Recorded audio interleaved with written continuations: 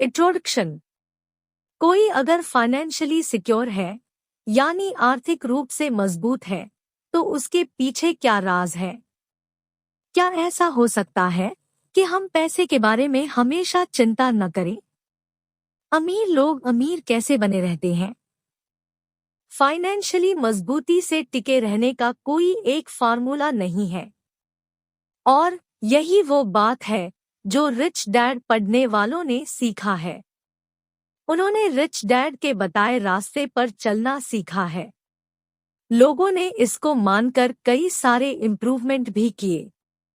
इस बुक में आप जानेंगे कि उन्होंने ये सब कैसे किया। आपको पता चल जाएगा कि आप अपने हालात का बेहतरीन फायदा कैसे उठा सकते हैं। क्या आप अपनी कामयाबी की कहानी लिखने के लिए तैयार हैं? पैसों का मामला। हर कोई फाइनेंशियली मजबूत बनना चाहता है। लाइफ कितना अच्छा होता अगर आपको फाइनेंशियल प्रॉब्लम के बारे में कभी सोचना नहीं पड़ता। रिच डैड यहाँ आपको बता रहे हैं कि ऐसा होना नामुमकिन है। बहुत से लोग ऐसी लाइफ जी रहे हैं जैसा आप अपने लिए चाहते हैं।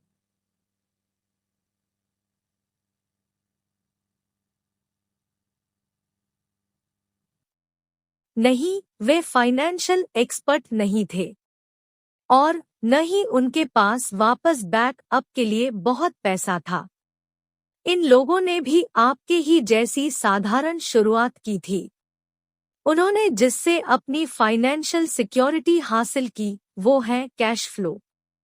कैश फ्लो रॉबर्ट कियोसाकी का बनाया हुआ एक बोर्ड गेम है। आपको हंसी आ रही होगी कि ये कितना तुका है, लेकिन ये सच है। पैसों के मामलों को समझना कैश फ्लो से आसान होता है। खास तौर पर ये आपको सिखाता है कि आपको एक अमीर आदमी की तरह कैसे सोचना है। कैश फ्लो खेलने वाले कई लोग इसके फायदे से हैरान थे। इसने लोगों को इन्वेस्टमेंट के लिए नई बातें सिखाई। इसने उन्हें पैसों के साथ अपने रिश्ते पर फिर से सोचने पर मजबूर किया। आइए शादीशुदा कपल एड और टेरी कोलमैन की कहानी को सुनते हैं। कई लोगों की तरह एड के माँ-बाप पैसों के मामले में गैरजिम्मेदार थे।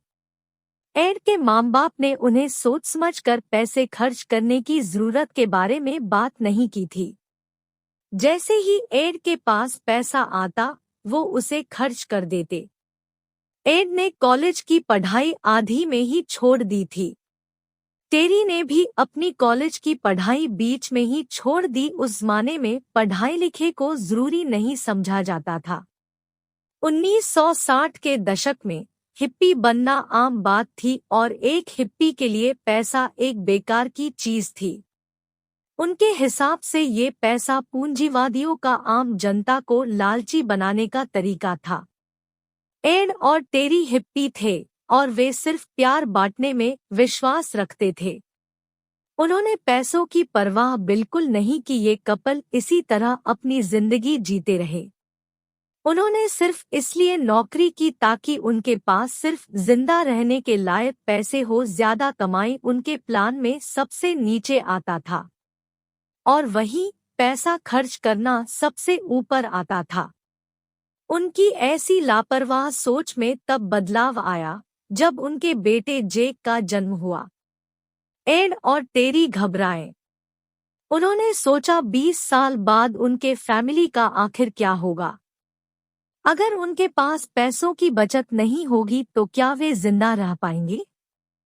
पहली बार इस कपल ने अपने भविष्य के बारे में गहराई से सोचा। उन्होंने महसूस किया कि उन्हें अब अपनी समझदारी बढ़ाने की जरूरत है। उनके बिजनेस के सफर की शुरुआत खेल के मैदान में एक बच्चे के डैड से बात करने के साथ शुरू हुई। एड अपने बेटे जेक को देख रहे थे जब वो दूसरे बच्चों के साथ खेल रहा था। आखिरकार एड और उस शख्स ने बात करना शुरू किया। दूसरे डैड नेटवर्क मार्केटिंग में काम करते थे। इसने एड का ध्यान खींचा। वहां से एड और टेरी ने कई बिजनेस सेमिनार में भाग लेना शुरू कर दिया। उन्होंने सेल्स ट्रेनिंग के लिए भी अपना नाम लिखाया। उन्होंने पर्सनालिटी और सेल्फ डेवलपमेंट की किताबें भी पढ़ी। ये दोनों फाइनेंशियल जानकार बन गए थे। जानकारी हासिल करके एड और टेरी ने इन्वेस्टमेंट में अपना काम शुरू किया। अपने दादा दादी के गुजर जाने के बाद एड को कुछ $1000 मिले थे। उन्होंने इसका इस्तेमाल कुछ भरोसेमंद कंपनियों के शेयरों के इन्वेस्टमेंट में किया। 3 सालों में उनका इन्वेस्टमेंट हैरानी से $80,000 हो गया। लेकिन यहाँ एड ने गड़बड़ कर दी। उन्होंने शेयर बाजार के उतार चढ़ाव को बारीकी से मॉनिटर नहीं किया था। उन्होंने अपने मदद के लिए एक एडवाइजर भी नहीं रखा था। जब बाजार गिरा तो उनका पोर्टफोलियो $46,000 तक पहुंच गया। एड और टेरी ने अपने इन्वेस्टमेंट का लगभग 50% खो दिया। इसमें ऊपरवाले का कोई हाथ रहा होगा, क्योंकि अगले दिन इस कपल ने rich dad poor dad book को देखा। उन्होंने इसमें लिखे सभी सलाह को मानना शुरू किया।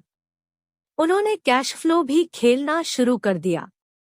फाइनेंशियल जानकारी ने उन्हें और भी ज्यादा कॉन्फिडेंट बना दिया था। एक दिन एड और टेरी ने हाउसिंग डील्स के बारे में सुना। ये कैश फ्लो से मिलती जुलती थी, इसलिए उन्होंने हाउसिंग डील्स लेने का फैसला किया। उनकी ज्यादा जानने की इच्छा से एड और टेरी का रियल एस्टेट बिजनेस अच्छा चल पड़ा था। उनके पास जितनी भी जानकारी थी, हुनर था, कैश फ्लो ने उसे और भी ज्यादा निखार दिया था। उन्होंने फाइनेंशियल एडवाइजर से भी लगातार सलाह ली। उनके प्रॉपर्टीज उनके लिए इनकम का रास्ता बन गए थे। एड और टेरी कामयाब हो गए थे। ये फाइनेंशियल दुनिया कैसे काम करती है, ये जानने में उन्हें वक्त लगा, लेकिन वे इसके लिए डटे रहे और उन्हें इसका बड़ा इनाम मिला। अब वे चिंता किए बिना फ्यूचर के बारे में सोच सकते थे। फाइनेंशियल सिक्योरिटी के कारण उनकी लाइफ बदल गई था। एक अलग तरह की शिक्षा। पैसा लोगों के भावनाओं से जुड़ा होता है। इसके मामले में कुछ लोग जोश में आ जाते हैं, कुछ घबरा जाते हैं और कुछ परेशान होते हैं। रिच डैड पुअर डैड की वजह से इसको पढ़ने वाले कई लोगों में बदलाव आया। वे अब पैसों के बारे में बात करने से नहीं डरते थे।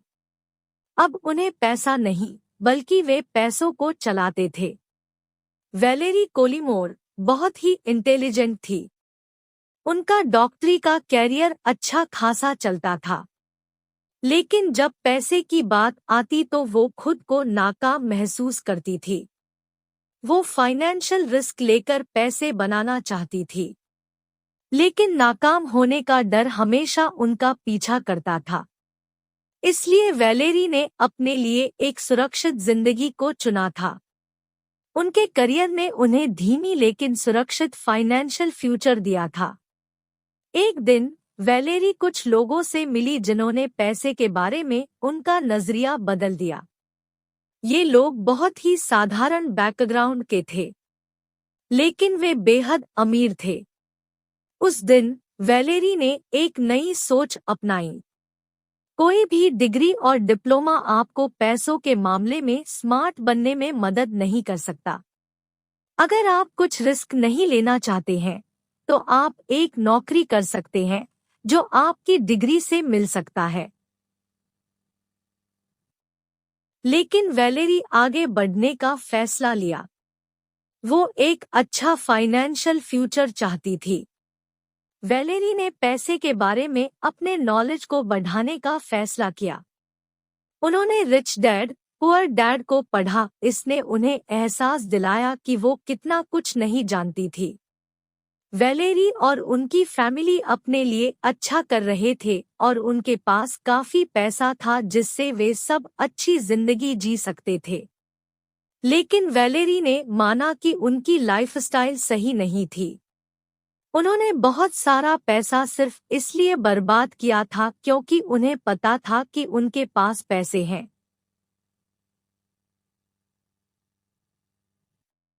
उनकी फैमिली का फ्यूचर पक्का या सिक्योर्ड नहीं था। वैलेरी ने अपनी बेटियों पर ध्यान देने के लिए एक चाइल्ड स्पेशलिस्ट की नौकरी छोड़ दी थी। क्या होगा अगर उनके पति ने भी नौकरी छोड़ दी, जो भी खुद एक डॉक्टर है?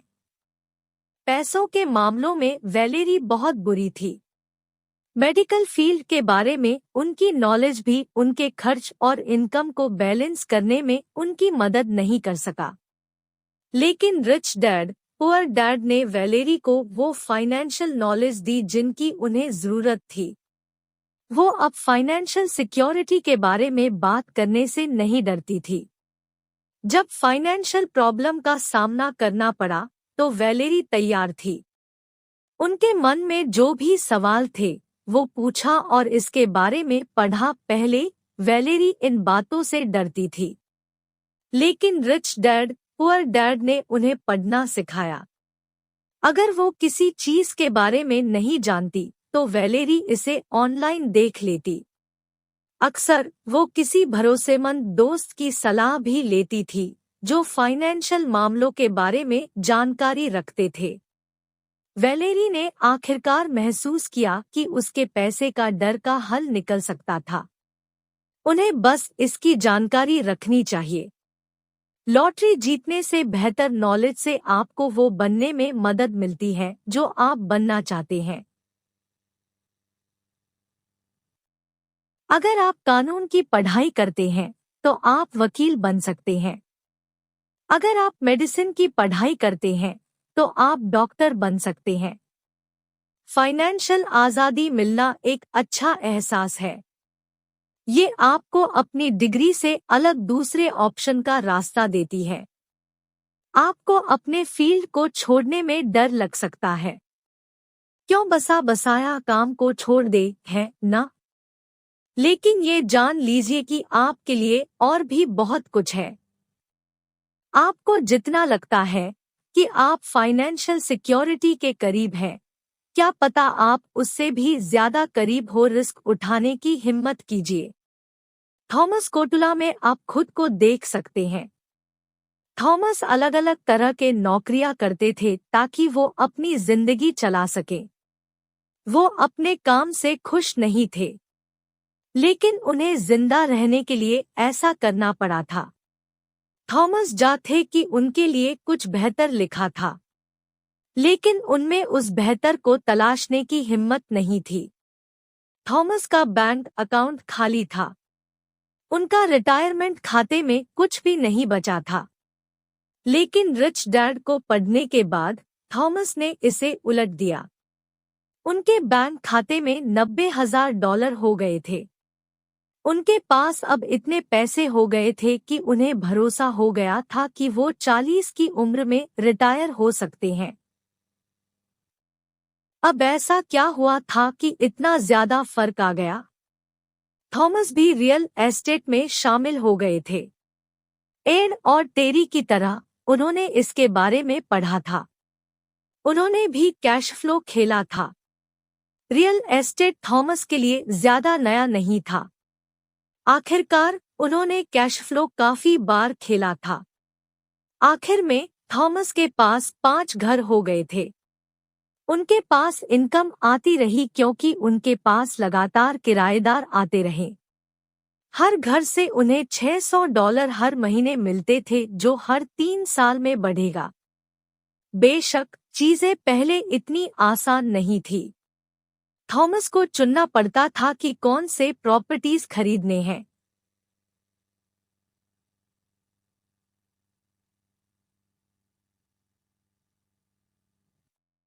कभी कभी वो खर्चे भी सामने आ जाते थे जिनके बारे में उनको अंदाजा भी नहीं होता था। लेकिन थॉमस कामयाब रहे। वे रिच डैड पुअर डैड पढ़ते रहे। वो अपने फैमिली के साथ कैश फ्लो गेम खेलते रहे। जब वो एक प्रॉब्लम फंस गए थे तो उन्होंने मदद मांगी। थॉमस को एहसास हुआ कि फाइनेंशियल नॉलेज होना कितना जरूरी था। मदद मांगने में शर्म महसूस नहीं करना चाहिए। अगर आपके पास हर चीज का जवाब नहीं है तो भी कोई बात नहीं। अब थॉमस इस बात को मानकर अपनी जिंदगी जीते हैं कि अगर आप खुद को अमीर बनते नहीं देखते हैं तो आप कभी भी एक अमीर आदमी नहीं बनेंगे। लोग हमेशा बहुत सारे पैसे रखने के आसान तरीकों पर भरोसा करते हैं, जैसे कि लॉटरी, लेकिन लक के भरोसे आप कहीं भी नहीं पहुंच पाएंगे। आपके पास हजारों मौके हैं, आपको बस इनका फायदा उठाना है। जितनी जल्दी उतना अच्छा। अभी उम्र नहीं है, ऐसी सोच से आपको अपनी फाइनेंशियल आज़ादी रोकना नहीं चाहिए। आपको पैसों के बारे में सोचना शुरू करने के लिए कमाई करने की जरूरत नहीं है। जितनी जल्दी हो सके आप अपनी फाइनेंशियल गोल तय कर सकते हैं। हाँ, अगर आप अभी स्टूडेंट भी हैं, तब भी रिच डैड को पढ़ने के बाद ऐसा ही कई यंग लोगों ने किया है। वे इनडायरेक्ट इनकम कमाने में कामयाब हुए थे। जब उन्होंने कैश फ्लो खेला, उनकी नॉलेज पहले से भी ज्यादा बढ़ गई। इन यंग लोगों में काफी हिम्मत होती है और वे नाकाम होने से नहीं डरते। वे जानते हैं कि उनकी नाकामी उनके कामयाबी का कारण बन सकती है। आपके हर रुपए में एक मौका छुपा होता है। आपकी पॉकेट मनी आपके लिए संपत्ति बना सकती है। इन्वेस्टमेंट करना फायदा देती है। आपको नए और अनजान शब्दों जैसे फाइनेंस और लायबिलिटीज को सीखना होगा। अपनी जवानी में ही आप अपने फाइनेंस सिक्योर करना शुरू कर सकते हैं। एलिसन कुबाला ने रिच डैड पुअर डैड तब सुना था जब वो लगभग 9 साल की थी। स्कूल के रास्ते एलिसन की माँ इस बुक के ऑडियो टैप को चलाती थी। इसी ने पैसे के लिए एलिसन की सोच बनाई थी। यंग होने का मतलब ये नहीं था कि उनके इनकम का जरिया सिर्फ उनका अलाउंस था। उस बुक से उन्होंने महसूस किया कि वो एक बिजनेस शुरू कर सकती है। जब उसकी क्लास नहीं होती थी तो एलिसन अपने पड़ोस घूमकर सजे हुए पत्थर और मोमबत्तियां बेचती थी। वो कितनी भी छोटी क्यों न रही हो, एलिसन तब भी पैसा बनाने में कामयाब रही थी। वो अपने खर्चे और कमाई का लेखा जोखा भी रखती थी। बाद में एलिसन ने घर घर जाना बंद कर दिया। उसने इंटरनेट के जादू को जान लिया था। उसकी माँ ने उसके लिए एक वेबसाइट बनाने में उसकी मदद की। वहां से एलिसन ने अपने हाथों से बने सजावट की चीजें बेचनी शुरू की। अपने कमाई से एलिसन ने बिजनेस कार्ड बनवाए। उसने इस कार्ड को स्कूल और चर्च में सभी को दिया। एलिसन का बिजनेस अच्छा चल रहा है। उसका खर्च आम तौर पर 20 और $30 के बीच होता है। अब तक वो लगभग $60 कमा चुकी है।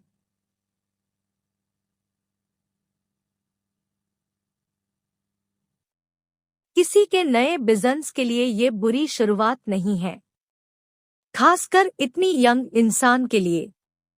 एक नई स्ट्रेटेजी नजरिया ही सब कुछ होता है। मान लीजिए कि आप हर पैसे के मामले में कूदने से डरते हैं, लेकिन आखिर इस डर के साथ आप फाइनेंशियली सिक्योर हो कैसे सकते हैं? आपको ये जानकर हैरानी होगी कि ये एक कॉमन प्रॉब्लम है, यहाँ तक कि उन लोगों का भी जो पर्सनल फाइनेंस देखते हैं। हाँ, जब क्लाइंट के पैसों को संभालने की बात आती है तो वे अच्छे हो सकते हैं, लेकिन ऐसे लोग भी अपने पर्सनल फाइनेंस के मामलों में जूझते हैं। ब्रायन ईगलहार्ट कर्ज में डूब रहा था। उसका स्टूडेंट लोन और कार लोन चल रहा था। उसके ऊपर वो कर्ज में पैसा खर्च कर रहा था, और फिर भी ब्रायन फाइनेंशियल कंसल्टेंट बनकर अपनी जिंदगी जी रहा था। उसके पर्सनल और प्रोफेशनल लाइफ में इतना फर्क कैसे हो सकता था? फिर ब्रायन के सामने रिच डैड पुअर डैड आया। उसने कैश फ्लो भी खरीदा। रिच डैड ने सिंपल लेकिन असरदार पैसे बनाने के तरीके बताए। इसके बाद ब्रायन ने रिच डैड के रिटायर यंग रिटायर रिच को खरीदा और पढ़ा। इसने उसे एहसास दिलाया कि पैसे के मामले में उसकी क्या कमजोरी थी। उसने पैसों का कंट्रोल अपने हाथों में ले लिया और अपनी हालात बदल दी। अब वो हर महीने लगभग $400 बचाने में कामयाब हुआ था। यहाँ तक कि उसके पास चैरिटी को देने के लिए भी अलग से पैसे थे। ब्रायन को एहसास हुआ कि उसे एक्शन लेना ही होगा। अमीर होने के कई मौके थे, इसलिए उसने पोर्टलैंड में रियल एस्टेट की प्रॉपर्टी देखी। ब्रायन ने अपनी पसंद की प्रॉपर्टीज की एक लिस्ट बनाई। 75 से उसने सिर्फ एक सिंगल फैमिली घर को चुना। उसने इसे 2002 में खरीदा था। बेशक उसने ये सब अकेले नहीं किया। ब्रायन ने भरोसेमंद लोगों से लगातार सलाह मांगी। उसके पास एक टैक्स कंसल्टेंट, एक वकील और एक रियल एस्टेट एजेंट था। ब्रायन ने हिसाब लगाया कि वो 2 साल बाद इस घर से कमाई शुरू कर सकता है। फाइनेंशियल सिक्योरिटी ने ब्रायन के लाइफ को बेहतर बनाया था। उसे अब अपने भविष्य की कोई चिंता नहीं थी। असल में वो अपने फ्यूचर का इंतजार करने लगा था। ब्रायन के पिछले फाइनेंशियल फैसलों ने उसे आगे बढ़ने में मदद की। शुरू में उसे शर्म आती थी कि उसने अपने पैसों को ढंग से नहीं चलाया, लेकिन इसी बात ने उसे बेहतर करने की प्रेरणा दी थी। बेहतर मौके। इस लाइन को हर दिन दोहराइए। पैसे के लिए काम मत करो, अपने लिए पैसों से काम कराओ। अगर आप नादान हैं तो ये कागज का टुकड़ा आपको गुलाम बना देता है। अगर आप डरते हैं तो भी आप इस पैसे का गुलाम बन सकते हैं। आप पैसों की कमी से डरते हैं और आपका डर आपको फाइनेंशियल सिक्योरिटी पाने से रोकता है। अपनी जिंदगी की डोर अपने हाथों में ले लीजिए। सोच समझकर लेकिन बड़े कदम लेने की हिम्मत कीजिए। आपको शायद वो मिल जाए जो आप चाहते हैं।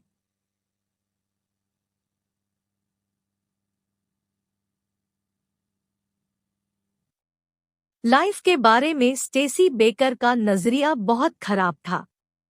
इस नजरिए की वजह से उनकी सोच भी बिगड़ गई थी। उन्होंने हाई स्कूल की पढ़ाई भी पूरी नहीं की। स्टेसी एक सिंगल मदर भी थी। उन्हें लगता था कि लाइफ कभी बेहतर नहीं हो पाएगी। स्टेसी को लगा कि वो इस तरह की जिंदगी में ही हमेशा के लिए फंस कर रह जाएगी। रिच डैड ने उसकी लाइफ बदल दी। अपनी हालात के बावजूद स्टेसी ने पैसों के बारे में जिम्मेदार बनने का एक रास्ता ढूंढ लिया। वो अपने गाइड के तौर पर लगातार रिच डैड का इस्तेमाल करती थी। जैसे जैसे वक्त बीतता गया, स्टेसी का कॉन्फिडेंस बढ़ता गया। उन्होंने हिम्मत से अपने लिए फाइनेंशियल फैसले किए। अब वो मेडिकल प्रैक्टिस करती है और उनके पास 2 घर हैं। स्टेसी की जिंदगी मुश्किलों से भरी थी। वो एक कम इनकम वाले फैमिली में पली भी थी। उनके पास जो थोड़े बहुत पैसे होते थे वो किसी तरह से जीने लायक ही थे। इससे स्टेसी का कॉन्फिडेंस टूट गया था। उन्होंने सोचा था कि वो कभी कामयाब नहीं होगी, इसलिए उन्होंने कभी कोशिश ही नहीं की। 16 साल की उम्र में वो हाई स्कूल से बाहर हो गई थी। फिर स्टेसी एक चिट्ठियों को बांटने वाली बन गई थी। 30 साल की उम्र में उनके पैसों के प्रॉब्लम शुरू हो गए थे। स्टेसी का एक बेटा था जिसे उन्हें बड़ा करना था। वो कर्ज में भी डूब गई थी। उनकी सैलरी मुश्किल से खाने का खर्च पूरा करती थी। फिर एक दिन उन्होंने रिच डैड को पढ़ा, वो भी कैश फ्लो खेलने चली गई। स्टेसी की जिंदगी बदल गई। उन्हें पता चला कि उनके लिए भी कई मौके हैं। सिर्फ इसलिए कि वो गरीब थी इसका मतलब ये नहीं था कि वो अमीर नहीं हो सकती। स्टेसी और उनकी एक दोस्त जो एक डॉक्टर थी, दोनों एक क्लिनिक खरीदने में कामयाब रहे। उन्हें इसे खरीदने के लिए लोन लेना पड़ा, लेकिन वे इस बिजनेस के बारे में कॉन्फिडेंट थे। उनके पास उन्हें रास्ता दिखाने के लिए रिच डैड था। उनकी हेल्प के लिए उनके पास एक वकील और फाइनेंशियल एडवाइजर भी था। उनकी क्लिनिक कामयाब हुई। स्टेसी अब क्लिनिक के प्रॉफिट की लगभग 75% की मालकिन है। लेकिन वो वहां नहीं रुकी। स्टेसी ने रियल एस्टेट की तरफ अपना रुख किया। उन्हें इसमें फायदा मिला।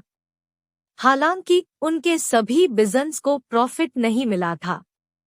स्टेसी ने और भी ज्यादा पढ़ना सीखा। उन्होंने खुद को नॉलेज से लैस कर लिया और कभी भी सीखना नहीं छोड़ा। फिर उन्हें एक टीम की जरूरत महसूस हुई। स्टेसी जानती थी कि वो ये सब अकेले नहीं कर सकती थी, और ये बात मान लेने में कोई गलती नहीं थी। कई सारे लोग इसलिए नाकाम हो जाते हैं क्योंकि वे मानने से इनकार करते हैं कि वे अकेले सब कुछ संभाल नहीं सकते। जैसा कि कहा जाता है, कोई भी इंसान एक आइलैंड, एक द्वीप नहीं है। वो अकेला नहीं रह सकता। कंक्लूजन। आपने उन लोगों के बारे में जाना जिनकी जिंदगियों पर rich dad poor dad book ने असर डाला था। ये सभी लोग अलग अलग बैकग्राउंड से आए थे। उन सभी को लगा था कि उनकी जिंदगी में फाइनेंशियल सिक्योरिटी नामुमकिन थी। रॉबर्ट कियोसाकी ने अपने बुक और बोर्ड गेम कैश फ्लो से उन सब लोगों को गलत साबित किया। आपने जाना कि उम्र तो सिर्फ एक नंबर है। पैसों के मामले स्मार्ट होने के लिए आप न तो बड़े होते हैं और न ही छोटे। उसकी कोई उम्र नहीं होती। अपने पैसों को लेकर समझदारी से ही आपकी जिंदगी बदल सकती है। आपने जाना कि आपने जो कुछ भी सीखा है उसकी प्रैक्टिस में बहुत ताकत है। इस बुक की कहानियों ने कैश फ्लो पर हाईलाइट किया। इस खेल ने लोगों को सिखाया कि अपने हर फाइनेंशियल फैसलों को कैसे एनालाइज करना है। आपने सीखा कि नॉलेज आपको अपने गोल के आधे रास्ते तक पहुंचा देगा। जो लोग सीखना चाहते हैं वही लोग बेहतर होंगे। वे अपनी फाइनेंशियल सिचुएशन से कभी चैन से नहीं बैठते, तो वे और भी ज्यादा पढ़ते हैं। मौके तो हर तरफ होते हैं, बस आपको पढ़ना और सुनना है। आपने अपनी तकदीर को खुद बनाने के बारे में सीखा। बिजनेस के मौके आपके पास खुद नहीं आएंगे, आपको उन्हें अपनी कोशिशों से तलाशना होगा। नॉलेज और एक्सपीरियंस हासिल कीजिए। नपा तूला रिस्क उठाने की हिम्मत रखिए। पैसों को लेकर आपकी सारी चिंताएं खत्म हो सकती हैं। आप इस बुक में बताए गए लोगों की तरह बन सकते हैं। पैसों के मामले में अपनी सोच बदलना शुरू कर दीजिए। अपनी फाइनेंशियल नॉलेज को बढ़ाइए। अपने हालात को बदलने के बारे में पॉजिटिव सोचिए। आप वाकई में हल्का और खुश महसूस करेंगे। इससे आपको हिम्मत और बढ़ावा मिलेगा।